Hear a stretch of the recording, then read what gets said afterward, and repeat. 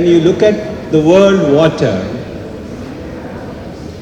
of the 64% of the global freshwater resource that is flowing between countries, only 24 countries have their water resources partitioned as per an agreement.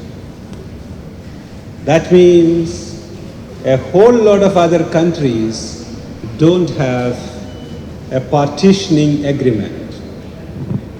So that leads to great amount of tension. And we know that every person, or at least 5 billion people of this planet, in one time or the other of a year, face water stress. And we also know about close to about 5 million people die every year because of a water issue. So we have all these numbers, which tells all of us, that water can be a reason for stress. And that stress can be within the family, between communities, between states, between nations, and the world as a whole.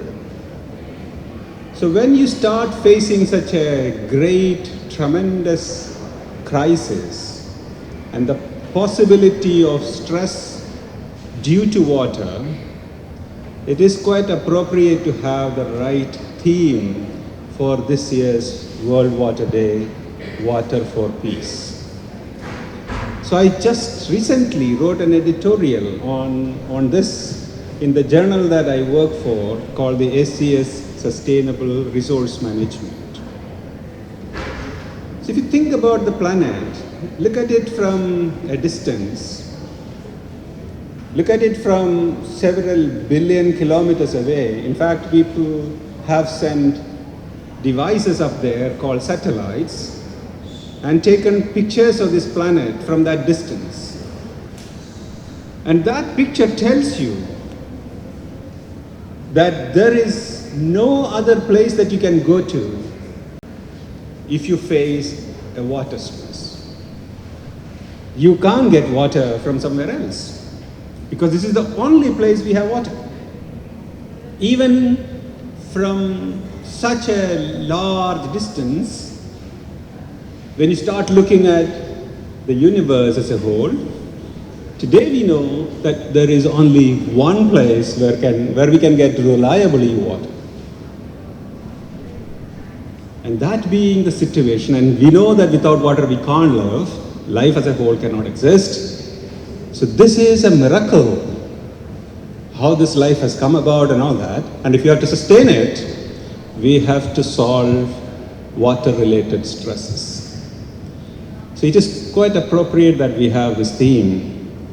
But how will we get to peace through water? And my own thought about this is that the only way we can get there is by having data on water. That data is about water quality, quantity, availability, distribution, what have you. This data is around hydro-informatics. So that data, if all of us have access to that data, we collectively will be responsible for that water resource.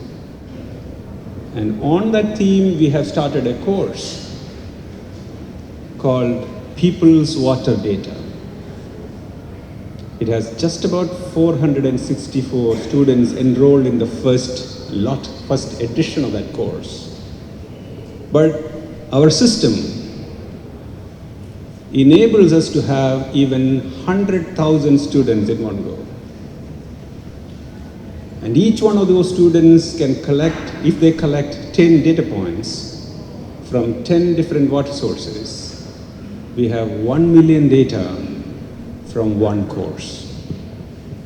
But this is not the course of IIT Madras alone. It's a course of Stella too. It's a course of Madras Christian College. It's a course of Oxford University, or Cambridge University, or Stanford University, or Rice University, or Purdue University, or Manchester University, or it is a course of all. And if we do that, it is not 100,000 students. It's possible that the world as a whole can be students of that course.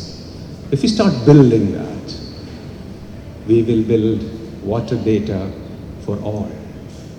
And that is going to be empowering people for world peace. And you are participating in that great endeavor. All the very best to you. Thank you very much.